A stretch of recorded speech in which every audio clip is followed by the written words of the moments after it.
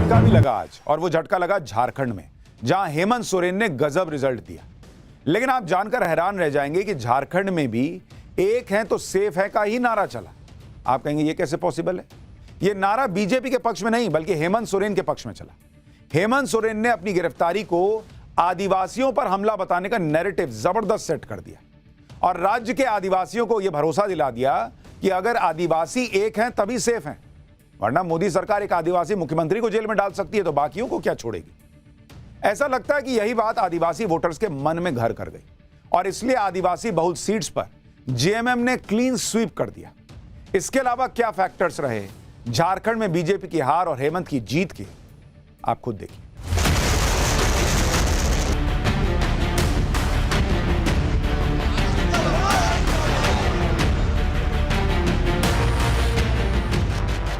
हैरान करने वाले नतीजे रहे झारखंड के, जहां बीजेपी ये मान कर बैठी थी कि एंटी इनकम्बेंसी के साथ ही करप्शन और घुसपैठी वाला मुद्दा हेमंत को सत्ता से बाहर कर ही देगा, लेकिन ये आकलन गलत साबित हुआ। झारखंड में हेमंत फिर से लौटे और प्रचंड बहुमत के साथ लौटे।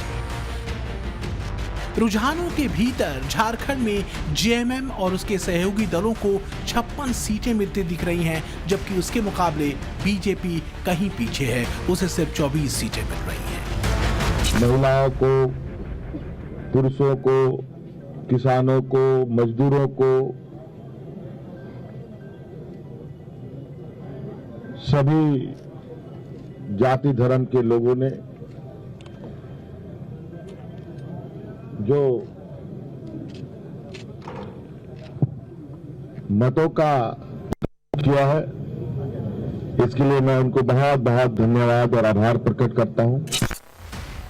इसमें कोई शक नहीं है कि अगर इंडी गठबंधन को इतनी बड़ी जीत झारखंड में मिली है तो इसके पीछे चेहरा है हेमंत सोरेन का।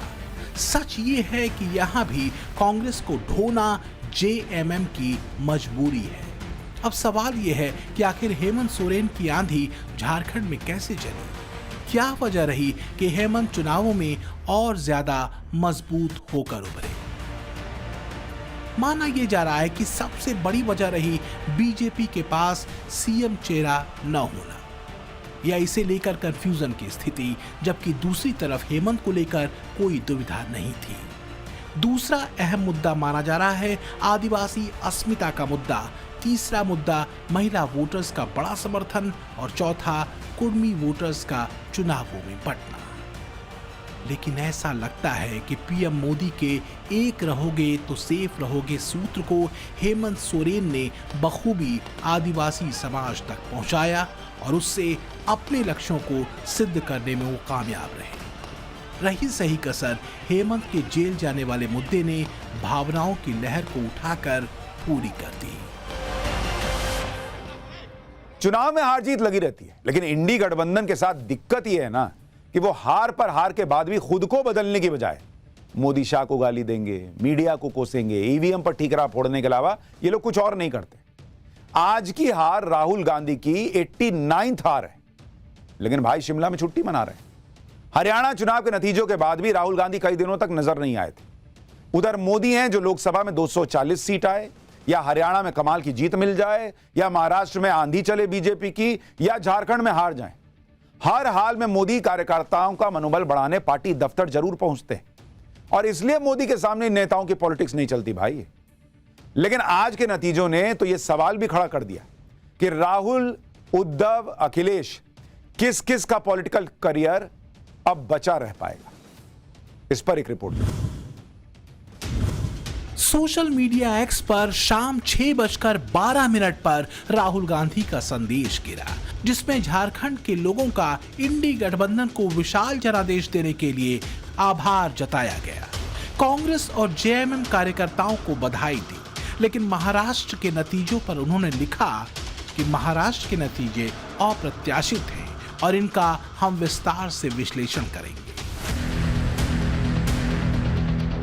अब जिस इंडी गठबंधन की जीत की बधाई राहुल गांधी दे रहे हैं, उस इंडी गठबंधन में कांग्रेस की हैसियत नंबर 2 की है। और वो अंतर भी इतना ज्यादा बड़ा है कि राहुल गांधी के नेतृत्व को इंडी गठबंधन के बाकी दलों के नेता कब तक गंभीरता से लेंगे, ये उनके ऊपर है। फिलहाल तो महाराष्ट्र के नतीजों पर कांग्रेस के कारकुनों ने बोलना शुरू कर दिया है। ईवीएम पर इस देश में व्यापक चर्चा होनी चाहिए और वो जब वक्त होगा तो वो चर्चा जरूर होगी। जिस तरह से इलेक्शन कमीशन ने चुनाव टाला, महाराष्ट्र में 3-3 इंस्टॉलमेंट जाने दिए उनकी योजना के, वो सारी चीजें थी। जब भी कांग्रेस चुनाव हारती है तो सवाल ईवीएम पर उठाए जाते हैं। एक्सपर्ट मानते हैं कि ऐसे सवालों को उठाकर मीडिया से उस मुद्दे को खत्म कर दिया जाता है जिसमें सवाल हार की वजहों पर कांग्रेस नेतृत्व और राहुल गांधी से पूछे जा सकते हैं। लेकिन महाराष्ट्र और यूपी उपचुनाव के नतीजों ने गहरे संकट के बादल कई चेहरों के राजनीतिक भविष्य पर ला खड़े किए हैं। मसलन राहुल गांधी के सियासी करियर का क्या होगा, उद्धव ठाकरे अपनी शिवसेना के साथ क्या करेंगे, अखिलेश यादव का पॉलिटिकल रास्ता किधर जाएगा। इंडी गठबंधन की एक विलक्षण पहचान ये भी है कि इसमें शामिल ज्यादातर दल किसी एक परिवार से ही जुड़े हैं। पीएम मोदी इसे ही परिवारवाद कहते हैं। अभी हरियाणा में हमने देखा है कि कैसे वहां तीसरी बार लगातार भाजपा की सरकार बनी है। जम्मू कश्मीर में भी भाजपा को रिकॉर्ड वोट मिले हैं। साथियों, आज भारत के सामने परिवारवादी राजनीति का भी बहुत बड़ा खतरा है। ये परिवारवादी सबसे ज्यादा नुकसान देश के युवाओं को करते हैं। ये कभी भी युवाओं को मौका देने में विश्वास नहीं करते। इसलिए मैंने लाल किले से एक आह्वान किया है, मैं देश के 1 लाख ऐसे नौजवानों को राजनीति में लाऊंगा जिनके परिवार का राजनीति से कोई लेना देना नहीं है। महाराष्ट्र की हार राहुल गांधी की 79वीं हार है। तो क्या राहुल गांधी इस बार हार की जिम्मेदारी लेंगे? राहुल गांधी 2012 में हुए यूपी उपचुनाव के समय से ही पार्टी में एक्टिव हो गए थे।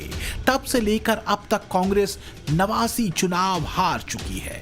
महाराष्ट्र में महाविकास अघाड़ी में शामिल कांग्रेस ने सबसे ज्यादा 101 सीटों पर चुनाव लड़ा था।